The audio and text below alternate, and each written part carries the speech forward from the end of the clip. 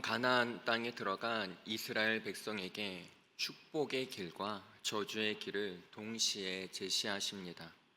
동일하게 하나님은 오늘날 우리에게도 축복의 길과 저주의 길을 앞에 놓으시고 축복의 길을 함께 걸어가자 하고 초대하십니다. 그렇다면 축복의 길을 가려면 어떻게 해야 할까요?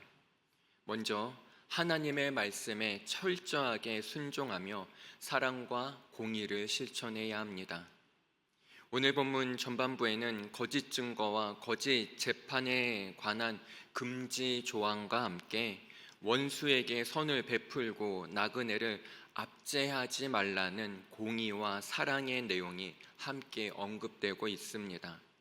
이것은 교회 안에서는 공의와 사랑에 입각한 거룩한 교제가 이루어져야 함을 나타냅니다.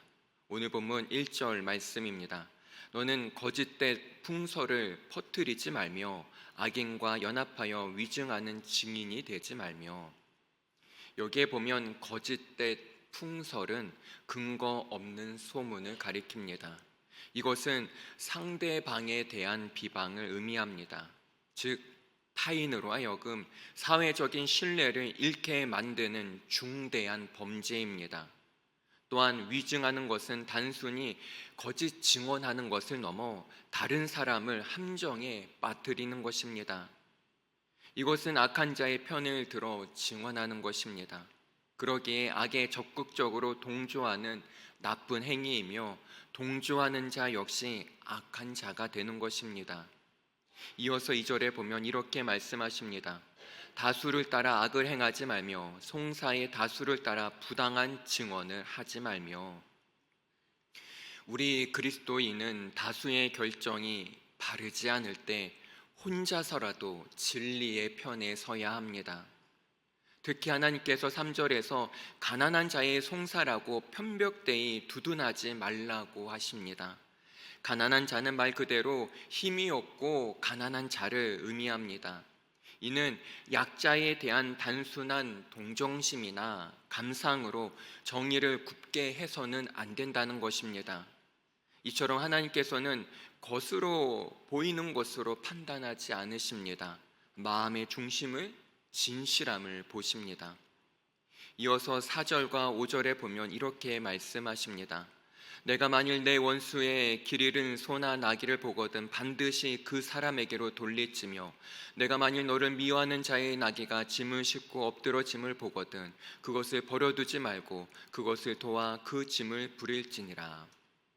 여기서 원수나 미워하는 자는 개인적인 나쁜 감정을 가진 그 사람을 의미합니다. 그런데 하나님께서는 이런 사람들까지 사랑하라고 하십니다. 왜냐하면 이것이 율법의 근본 정신이기 때문입니다. 율법의 근본 정신, 바로 사랑입니다. 이처럼 원수를 사랑하라는 기독교의 근본 정신은 구약에 나와 있습니다. 성도 여러분, 하나님의 축복을 받길 원하십니까? 그렇다면 항상 변함없이 하나님의 모든 말씀에 우리는 순종해야 합니다. 더 나아가 하나님의 사랑과 공의를 실천해야 합니다.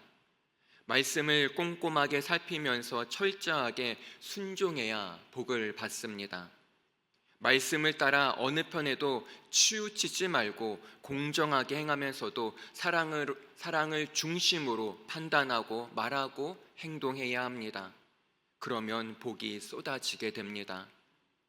그 다음으로 하나님의 축복의 길을 가기 위해서는 안식일과 안식년을 기억하여 거룩히 지켜야 합니다. 즉 하나님을 향한 우리의 사랑을 표현해야 합니다. 안식년과 안식일에 대한 규례가 의미하는 바는 이렇습니다. 바로 이스라엘과의 언약을 지속적으로 이루어가기 원하시는 하나님의 사랑을 나타냅니다. 하나님은 이스라엘과 사랑의 관계를 영원히 지속하기 위해 안식일과 안식년을 제정하셨습니다. 안식년을 제정하신 목적은 한 해를 쉬는 동안 육체의 일을 멈추고 영적인 일에 힘쓰고 가난한 이웃들과 짐승들에게 긍휼을 베푸는 기회를 제공하기 위해서입니다. 또한 땅의 휴식을 통해 토지를 회복하고 미래의 안식을 알려주기 위해서입니다. 포도원과 갈라몬까지 안식년 규정에 포함시킨 것은 안식년에는 이스라엘 국토 전체를 경작하지 말고 묵혀두어야 한다는 것입니다. 그리고 12절에 보면 이렇게 말씀하십니다. 너는 엿새 동안에 내 일을 하고 일곱째 날에는 쉬라. 내 소와 나귀가 쉴 것이며 내 여종의 자식과 나그네가 숨을 돌리리라. 여기서는 안식일의 제정을 힘든 일에 종사하는 사람들과 일하는 짐승들에게 쉼을 주기 위해서입니다. 소와 나귀는 끊임없이 힘든 밭일을 해야 하고 여종과 그 자녀들은 집안일을 끊임없이 해야 했으며 이방인은 고된 노역에 시달려야 했습니다. 따라서 안식일은 이러한 자들에게 영적인 교훈과 함께 육체적인 쉼을 주었던 것입니다. 특히 하나님께서는 13절에서 이렇게 말씀하십니다. 내가 내게 이른 모든 일을 삼가 지키고 다른 신들의 이름은 부르지도 말며 내 입에서 들리게도 하지 말지니라. 여기서 삼가 지키고라는 말은 하나님의 법을 세심하게 잘 지키며 하나님의 법의 울타리를 넘어가지 말라는 것입니다. 다른 신들의 이름은 부르지 말라는 것은 그만큼 우상 숭배의 위험이 크다는 것을 알려주는 것입니다. 이스라엘 백성에게는 사람과의 관계에서 제정되는 법도 중요하지만 근본적으로는 하나님과의 관계가 중요함을 알려줍니다. 즉 하나님과의 관계를 올바르게 수립하는 것이 중요함을 일깨워 주는 것입니다. 그런데 이 13절을 자세히 보면 갑자기 다른 신들의 이름은 부르지도 말라고 하십니다. 이것이 안식일과 안식년과 어떠한 관계가 있을까요? 안식년과 안식일은 오직 하나님을 향한 우리의 사랑을 표현하는 것이기 때문입니다. 성도 여러분, 하나님이 부어주시는 복을 받길 원하십니까? 그러면 안식일과 안식년에 기억하여 거룩하게 지키며 하나님을 향한 사랑을 표현해야 합니다. 하나님은 영적인 복, 육신의 복, 물질의 복, 사람의 복 등 많은 복을 예비하시고 복을 주시기를 원하십니다. 그러려면 반드시 하나님이 정하신 주의를 지키며 하나님을 향한 사랑을 표현해야 합니다. 특히 하나님이 쉬라고 하실 때 안식하며 사랑을 표현해야 합니다. 주일은 내 마음대로 사용해도 되는 날이 아니라 바로 주님의 날입니다. 그렇습니다. 우리의 진정한 안식과 쉼은 주님 안에서 이루어집니다.